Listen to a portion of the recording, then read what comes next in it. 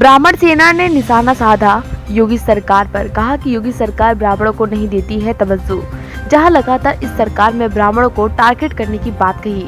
इसी के साथ कहा कि सरकार में ब्राह्मणों के लिए कोई कार्य नहीं किया गया, इसलिए ब्राह्मण की आवाज उठाने के लिए आज आगरा के बिचपुरी स्थित ब्राह्मण सेना संगठन द्वारा एक कार्यक्रम का आयोजन किया गया, जिसमें ब्राह्मणों को जोड़कर उनके संगठन को मजबूत बनाने व ब्राह्मण के हितों के कार्य करने के लिए प्रेरित किया गया। देव प्रकाश शर्मा। सर, आज यहाँ पर बैठक हुई और बैठक में कहा जा रहा है कि इस योगी सरकार में ब्राह्मणों को टारगेट किया जा रहा है। कितना सत्य लगता है, क्या कहना चाहते हैं इस बात पर आप? देखिए, इसके लिए हमको हजारों साल पुराना इतिहास को देखना होगा। भारत की संस्कृति के अंदर कुछ इस तरह की मानसिकता इस ठाकुरवाद के अंदर रही है कि वो बुद्धिजीवी ब्राह्मणों को, जो कि ईश्वर के भजन प्रार्थना, वेदों की यात्रा, वेद उपनिषद और पुराण सारे ग्रंथों को पढ़ने वाला और सैकड़ों वर्ष तक समाधिस्थ रहने वाले जो ब्राह्मण हैं, उन पर अनायासी उनकी जो सत्ता ईश्वरीय ताकत से मिलती रही है, उसकी जेलसी की भावना से वो ये समझते हैं अपने शक्ति बल से कि इनको दबाया जाए।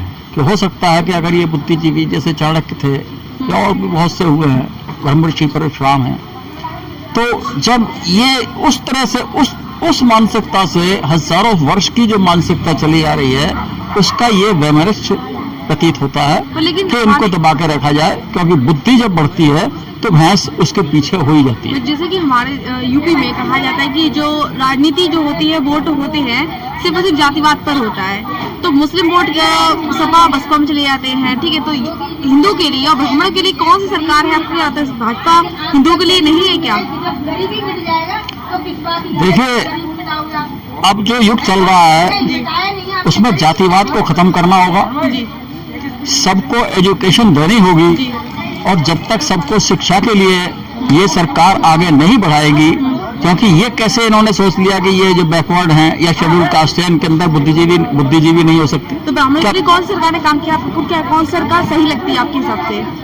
और सरकार, देखिए, सरकार की बात नहीं है। जो भी सरकार हो उसको सबको बढ़ाना पड़ेगा, और जो हाईली इंटेलेक्चुअल है वो तो अपने आप आगे बढ़ जाएगा। इस सरकार में आप ज्यादा मानते हैं कि योगी सरकार में ज्यादा ब्राह्मण को टारगेट किया गया है? टारगेट कर रहे हैं, उसकी वजह वही है, प्राचीन काल से एक उनके अंदर बैठा हुआ है कि अगर ये बुद्धिजीवी बढ़ जाएंगे तो हम पीछे हो जाएंगे।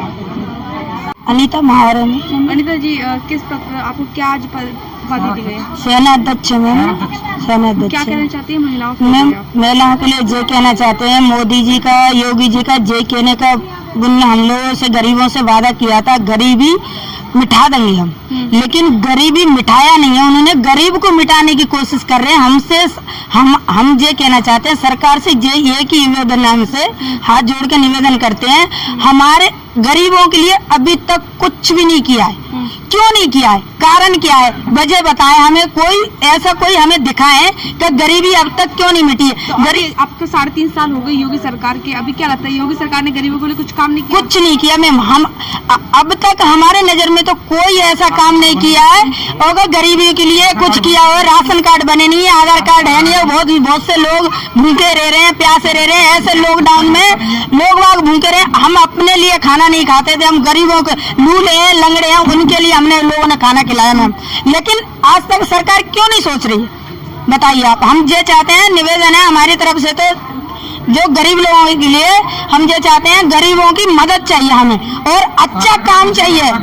हाँ, अच्छा काम चाहिए। गरीब, उनका वादा यही था ना, गरीबी मिटाएंगे, लेकिन गरीबी नहीं मिट रही है, गरीब मिट रहे हैं। ये है कि योगी सरकार में गरीबों के लिए कोई कार्य नहीं किया जी। इस लॉकडाउन में भी कुछ काम नहीं किया जी। हम लोग खुद लेडीजों को लेके गए हैं, हम रहते हैं, गाँव में सब कुछ हो रहा है, यहाँ पे कुछ नहीं हो रहा है। नहीं यूपी में हम जा रहे हैं, हमारे लिए कुछ नहीं किया, हम कह रहे हैं इस बात को, कुछ भी नहीं। जी, मैं संजय शर्मा, ब्रह्म सेना का प्रदेश अध्यक्ष। संजय जी, आज यहाँ पर सभी लोग एकत्रित किए गए, क्या उद्देश्य है इस बैठक का?